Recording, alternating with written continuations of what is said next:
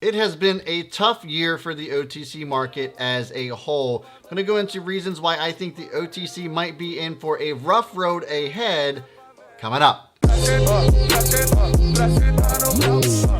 Yes, the OTC in 2019 so far has experienced significant dollar volume decreases as it compared to last year. And I think there's some really fair reasons as to why. And I'd really like to hear you guys' thoughts about this too. But first, let me welcome you to my channel. Hi, my name is Brad, and this is Own the Chaos. You know, the world of business and finance is a crazy and chaotic world, and I made it my mission to help you own it. So if you want to see more videos such as this, give me a thumbs up, subscribe to this channel, and I put out daily content so that you can watch and enjoy and learn to be a better trader and entrepreneur. I'm just going to be real with you today. I'm not going to do any kind of fancy screen shares and talk about articles or anything like that. I just want to talk to you guys face to face. And so last year in 2018 was one of my best years trading the OTC, and that's the reason I'm sitting in this chair. I was able to grind it out in all 2018, had a fantastic year, and it shows. In 2018, the OTC market nearly had $380 billion going in and out of its exchange. 2018 was a fantastic year for me. In 2019, it's dropped significantly. FINRA has not given a year-to-date number as far as overall dollar volume in the OTC market, but I went ahead and added it up myself, just going month to month to see what the numbers were looking like, because I was really curious, because I've noticed a significant decrease in dollar volume rolling into the OTC. So far in 2019, leading up to the month of October, the OTC market has seen a total of $285 billion in dollar volume rolling through, and we have 6 weeks to go to the end of the year. That's nearly $100 billion difference between this year and last year. Now, I know last year was a significant increase as compared to the year before, but we're definitely taking a step back in the OTC market for sure. And I think there's a lot of reasons that have attributed to that. One big reason that I think that the OTC market has taken a huge major hit is because there's been just too much emphasis on these custodianships. There's been too much emphasis on trying to find a stock before it actually is anything. There's a lot of people that are just buying up a lot of these stocks before they're even legitimate businesses. In 2018, when I was buying stocks and I actually made some real serious money, it was on a business that actually was a business. Now, again, at the end of the day, this is the OTC. There's a reason these stocks are down this low. And they're not great quality companies, but nevertheless, they were a legitimate functioning company. Now, don't get me wrong. There are instances where, reverse mergers and buying in the custodianships and that sort of thing are legitimate, but they're usually because of somebody who's taken over that shell company that has a real reputation, such as, your Dave Lazars, Richard Chang's, those kinds of people that have actually taken legitimate shells and reverse merged legitimate companies into them that have real reputations. There are instances where it makes sense, but at the end of the day, people are running these straight up, not a whole lot of dollar volume, and really just it's killing the market. It really is. People are just making up a bunch of garbage on why this stock would run or why that stock would run, and I get it. It's the OTC. There's a reason that these companies live down here, but it's a lot worse than it ever used to be. I have CEOs of publicly traded companies that reach out to me on Twitter, and I'm not going to call their names out or anything like that, but what are we doing? It blows my mind. And at the end of the day, all it hurts is the little guy. People like me, people that are just starting off in the market, trying to trade these OTC stocks, are ultimately the ones that get burned by this kind of garbage.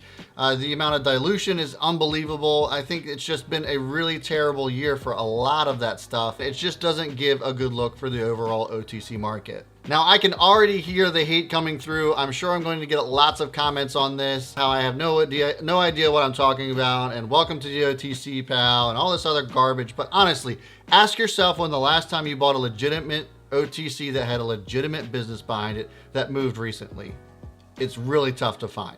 When people are buying up $1,000 reverse merger that happened 6 months ago, or a $600 takeover here, all it does is just destroy the market, because the people who know what they are doing, they'll buy this stock up. They don't care. They'll run it up. And then the little guy who doesn't know any better is just going to get wrecked. That's where, I've tried to come in and show people the right way to trade and show people the right way to do it. But when the dollar volume has been as low as it has been, it's really tough to show people how to do it the right way. And I think what's happening is because there is so much dollar volume that's been taken from the market, people are scrounging around trying to find every single little thing they can to get something to run. And it's just been a really awful thing to see. And if you're some sort of influencer out there that's convincing people to buy this kind of garbage up, you know, shame on you. Really, it's a terrible thing to see a lot of people that come up to me that told me that, you know,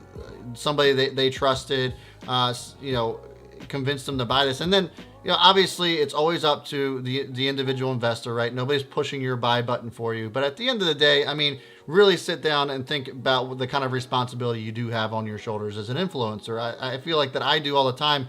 And it worries me when I'm like looking at a particular ticker and think, you know, I know that people are relying on me to give good information. And so I'm going to give it, whether it's good or bad. And it doesn't make me a basher. It doesn't make me a pumper. It's something that I see, you know, as an individual that where there could potentially be value. And that's all I'm really trying to do at the end of the day. A $600 takeover is not going to be one that I would ever tell anybody to get into, period. Now that we have all that aside, and I'm sure I will get a ton of hate on, and I really just don't care at this point.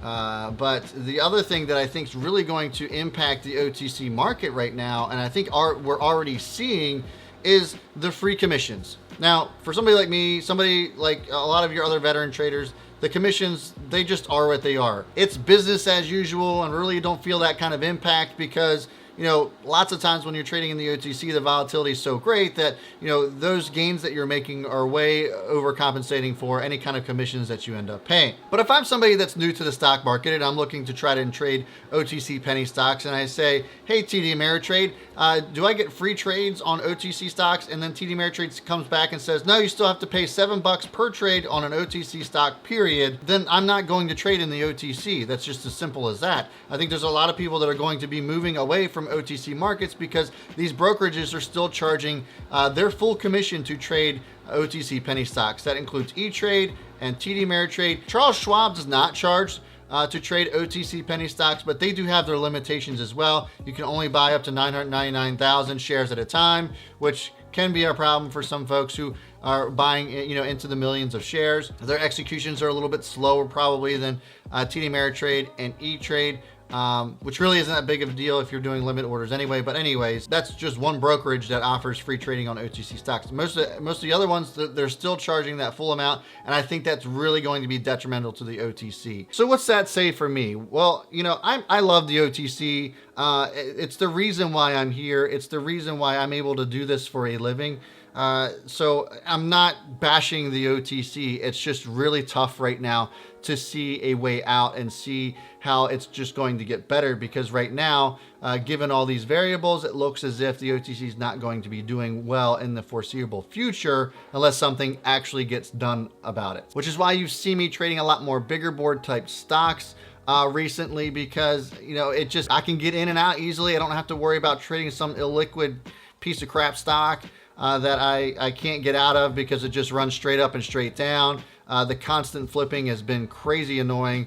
And, you know, when I know that I can get in and get out and make a few $100, or maybe make anywhere between $500 and $1,000 a day trading big board stocks, it kind of makes it nice and easy. I don't have to think about it quite as hard as trading OTC stocks. Now, the thrill, the volatility will never leave me. I'm going to always still have a love for the OTC, and I will still trade them. I'm not leaving OTC penny stocks for good. It's just a genuine concern I have for the market overall. And I thought maybe I would just share some of the things that I've been thinking about, that I feel a lot of people have been thinking about, and maybe just too afraid to talk about or too afraid to say anything. Let this be your voice. If you have any comments, any questions, anything that you want to leave in the comments below, I would love to hear from you, good and bad. I'm sure I'm going to get them, but I would love to hear from you and let me know what you're thinking about. Do you agree with some of the things that I've been saying about, or do you think that I'm completely full of crap?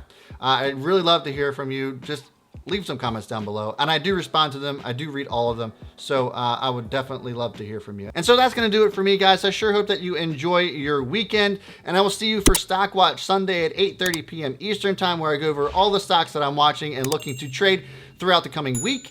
And as always, guys, I will see you all before the bell, and B Smith is out. We are finally seeing progress between China and the US trade deal. Tariffs are being lifted, and the stock market is responding unbelievably. New record highs on the S&P 500 and the Dow Jones today, and I made some pretty sweet cash in the process. I'm going to go over the trades that I made